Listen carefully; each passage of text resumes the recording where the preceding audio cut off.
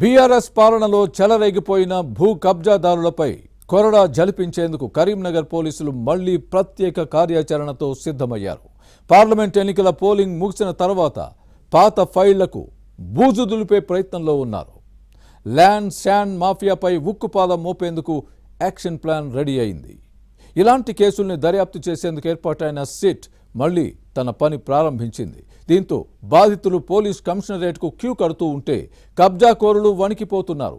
కరీంనగర్లో mafia ఆగడాలపై inside story.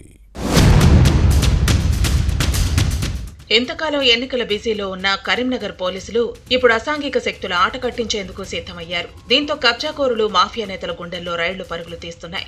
Parliament ఎన్నిక polling ముగిసిన తర్వాత రాష్ట్ర వ్యాప్తంగా రాజకీయ నాయకులు కార్యకర్తలు రిలాక్స్ అవుతున్నారు. కానీ కరీంనగర్ లో మాత్రం కొందరు నేతలు హడలిపోతున్నారు. పెండింగ్ లో ఉన్న పాత కేసుల ఫైళ్లు బూజు దులిపి అటకపై నుంచి కిందకు దింపే ప్రయత్నంలో ఉన్నారు. కరీంనగర్ పోలీస్ కమిషనర్ ఈ దిశగా చర్యలు చేపట్టారు. దీంతో నేరస్తుల వెన్నులో వణుకు మొదలైంది. బీఆర్ఎస్ అధికారంలో ఉండగా కమిషనరేట్ పరిధిలోని భూ కబ్జాకోరులు శాండ్ మాఫియా చెలరేగిపోయింది. అధికారాన్ని అడ్డం పెట్టుకుని పేదలతో పాటు ప్రభుత్వ భూములను ఇష్టారాజ్యంగా ఆక్రమించుకున్నారనే ఫిర్యాదులు వెల్లువెత్తాయి. పైసా కూడబెట్టుకుని కొనుగోలు చేసిన ఇళ్ల స్థలాలు, భూములను కబ్జా చేశారనే ఆరోపణలు వచ్చాయి. బాధితులు కాళ్లావేళ్లా పడి బతిమిలాడినా కనికరించేవారు కాదు. మీకు దిక్కున్న చోట చెప్పుకోమని కాళ్లతో తన్నినంత పని చేసేవారు. దీంతో దిక్కుతోచని పరిస్థితుల్లో కన్నీరు మున్నీరయ్యేవారు. ల్యాండ్ మాఫియాకు పాలకుల అండదండలు ఉండటంతో వారి కంప్లైంట్స్ పై చర్యలు శూన్యం. బాధ్యులపై యాక్షన్ తీసుకుని బాధితులకు న్యాయం చేద్దామని పోలీసులు ప్రయత్నించినా పాలకుల ఒత్తిడితో వారు ఏమీ చేయలేకపోయారనే వాదనలో ఉన్నాయి. కాంగ్రెస్ సర్కార్ అధికారంలోకి వచ్చిన తర్వాత శాంతి భద్రతల పరిరక్షణ విషయంలో వారికి ఫ్రీ హ్యాండ్ ఇవ్వడంతో ఇటీవల సిపి అభిషేక్ మొహంతి కొందరిపై ఉక్కుపాదం మోపారు. 60 మందికి పైగా కారు పార్టీ కార్పొరేటర్లను జైలుకు పంపించారు. మాజీ సర్పంచులు, మాజీ జడ్పీటీసీలను కూడా కబ్జా కేసుల్లో అరెస్టు చేసి కటకటాలు లెక్కపెట్టేలా చేశారు. పలువురు రెవెన్యూ అధికారులను కూడా జైలుకు పంపించారు. పార్లమెంటు ఎన్నికలకు ముందు రోజుకో ప్రజాప్రతినిధిని అరెస్ట్ చేసి సంచలనం సృష్టించిన సిపి అభిషేక్ మొహంతి ఇప్పుడు పెండింగ్ లో ఉన్న మరికొన్ని కేసుల ఫైళ్లను పరిశీలించేందుకు సిద్ధమయ్యారని సమాచారం. బాధితులకు న్యాయం చేసే దిశగా చర్యలు చేపట్టారనే టాక్ వినిపిస్తోంది. గతంలో ఏర్పాటు చేసిన సిట్ కూడా మళ్లీ తమ పని ప్రారంభించింది.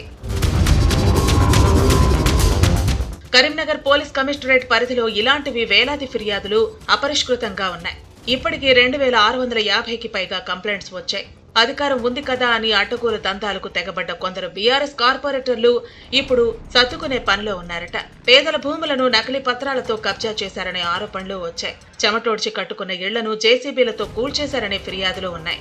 కాంగ్రెస్ అధికారంలోకి రాకముందు వరకు వారాడిందే ఆట పాడిందే పాట అన్న విధంగా వ్యవహారం సాగింది. కానీ హస్తం పార్టీ సర్కార్ అధికారంలోకి వచ్చిన తర్వాత వారి పప్పులు ఉడకలేదు. సీఎం రేవంత్ రెడ్డి సర్కార్ పోలీస్ కమిషనర్ అభిషేక్ మొహంతికి పూర్తి స్వేచ్ఛ ఇవ్వడంతో అక్రమార్కులు వణికిపోయారు. కబ్జా కోరిన భరతం పట్టి వివిధ కేసుల్లో 70 మందికి పైగా అరెస్ట్ చేశారు. మరికొందరిని అరెస్టు చేసేందుకు రంగం సిద్ధం చేస్తున్నారట. గతంలో కబ్జాలతో చెలరేగిపోయిన కొందరు రాజకీయ నాయకులు ఇప్పుడు సైలెంట్ అయ్యారు. భూ ఆక్రమణ అన్న మాట వినటానికే భయపడుతున్నారు. సిపి దూకుడుతో బాధితులంతా పోలీస్ కమిషనరేట్ కు క్యూ కడుతున్నారు. అభిషేక్ మొహంతి ఏర్పాటు చేసిన స్పెషల్ ఇన్వెస్టిగేషన్ టీమ్ కు తమ బాధలు చెప్పుకుంటున్నారు. కరీంనగర్ సిపి దూకుడుతో కబ్జాదారులు సైలెంట్ అయ్యారు. ఇసుక మాఫియా కూడా కంట్రోల్కు వచ్చింది. పేకాటుకు అడ్డాగా మారిన హోటళ్లపై వరుసగా దాడులు నిర్వహిస్తూ ఉండటంతో జూదం చాలా వరకు తగ్గింది. అయితే ఇప్పుడు కూడా రాజకీయ ఒత్తిళ్లు వస్తున్నా సిపి వెనక్కి తగ్గటం లేదు. కరీంనగర్ లో కొందరు సిపిని బదిలీ చేయొద్దంటూ డీజీపీకి వినతి పత్రాలు ఇస్తున్నారు. మొహంతి ఉంటేనే బాధితులకు న్యాయం జరుగుతుందని అంటున్నారు. ఇలా సిపి దూకుడు కరీంనగర్ లో చర్చనీయాంశంగా మారింది.